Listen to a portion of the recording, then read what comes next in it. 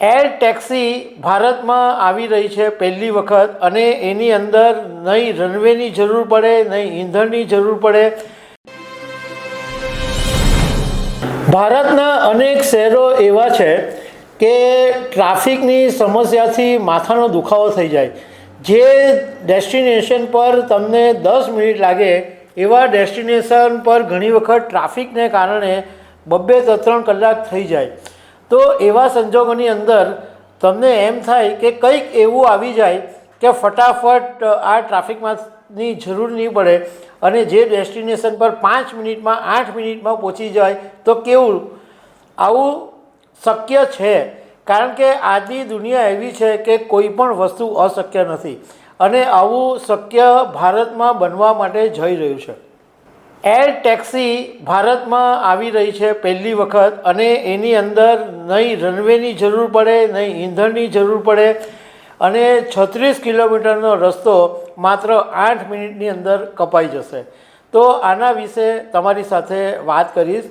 મારું નામ રાજેશ શાહ છે અને તમે જોઈ રહ્યા છો ગુજરાતના સૌથી મોટા ડિજિટલ ન્યૂઝ પ્લેટફોર્મ ખબરછે.com. દિલ્હીમાં એઆઈ ઇમ્પેક્ટ 2026નું આયોજન થયું, અને એની અંદર ઘણા બધા ઇનોવેશનની જાહેરાત થઈ. એમાં એક ઇનોવેશન બહુ ચર્ચામાં આવી ગયું છે, કારણ કે આઈઆઈટી મદ્રાસ અને ધ ઈ-પ્લેન કંપનીએ ભારતમાં પહેલી વખત ઇલેક્ટ્રિક એર ટેક્સી ડેવલપ કરી છે, અને એની જાહેરાત કરવામાં આવી. હવે આ ઇલેક્ટ્રિક એર ટેક્સી કેવી હશે, ક્યારે શરૂ થશે, એ બધી હું તમને વિગતવાર સમજાવું. આ એર ટેક્સીની અંદર પેટ્રોલ, ડીઝલ કે ગેસ કે એવા કોઈ ઈંધણની જરૂર નથી પડવાની, કારણ કે એ ઇલેક્ટ્રિક એર ટેક્સી છે એટલે બેટરીથી ચાલશે. રનવેની જરૂર નહીં પડે, કારણ કે આ વિમાન ઊભું ઉડે છે અને એ ઊભું જ ઉતરે છે, એટલે રનવેની બિલકુલ જરૂર નથી પડી. બીજું, આ જે એર ટેક્સી હશે, જે વિમાન જેવી, હેલિકોપ્ટર જેવી, એનો અવાજ પણ ઓછો હશે અને 120 ડેસિબલથી પણ એનો અવાજ ઓછો રાખવામાં આવ્યો છે. અને એક વખત બેટરી ચાર્જ કરવાથી 1થી વધારે વખત આ જે એર ટેક્સી છે એ ઊભી રહી શકશે, ઉતરાણ કરી શકશે.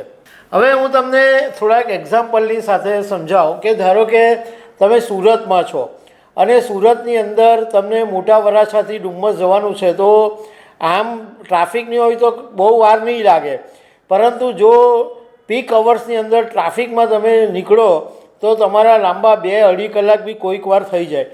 હવે એવા સંજોગોની અંદર તમે ત્યાંથી એર ટેક્સીમાંથી બેસો અને અહીંયા ડુમ્મસ તમને 5-7 મિનિટમાં પહોંચાડી દે તો કેવું, એવું કદાચ શક્ય બને. એવી જ રીતના અમદાવાદના સેટેલાઇટથી એરપોર્ટ જવું હોય તો કદાચ ટ્રાફિક નડે તો પણ તમને ફટાફટ 5-7 મિનિટમાં પહોંચાડી દે. સૌથી વધારે ટ્રાફિકનો પ્રોબ્લેમ બેંગ્લોરુની અંદર છે એવું કહેવામાં આવે છે. બેંગ્લોરુની અંદર ટ્રાફિકમાં તમે જો ફસાયા તો તમારા કલાકો નીકળી જાય. હવે બેંગ્લોરુ એરપોર્ટથી યુબી સિટી લગભગ 36 કિલોમીટરનું અંતર છે, તો ત્યાંથી એર ટેક્સીમાં તમે જાઓ તો તમે 8 મિનિટની અંદર એરપોર્ટથી યુબી સિટી પહોંચી જાઓ. હવે બેંગ્લોરુની વાત કરીએ તો બાય રોડ જતાં લગભગ 1000 રૂપિયાનો ખર્ચો થાય, તો એની સામે અંદાજે આ એર ટેક્સીમાં 1700 રૂપિયાનો ખર્ચો થશે.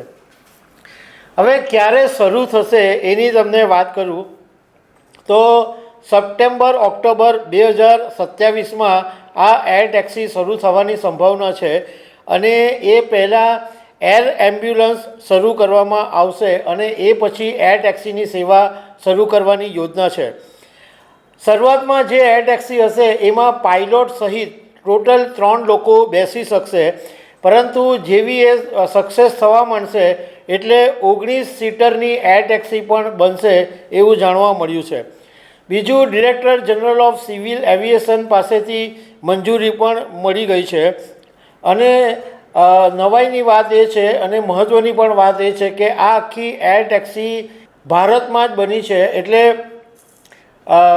આત્મનિર્ભર ભારતની જે વાત છે એનો આ એક ઉત્તમ નમૂનો છે અને આની અંદર આર્ટિફિશિયલ ઇન્ટેલિજન્સ એટલે એઆઈ અને એડવાન્સ ટેકનોલોજીનો પણ ઉપયોગ છે.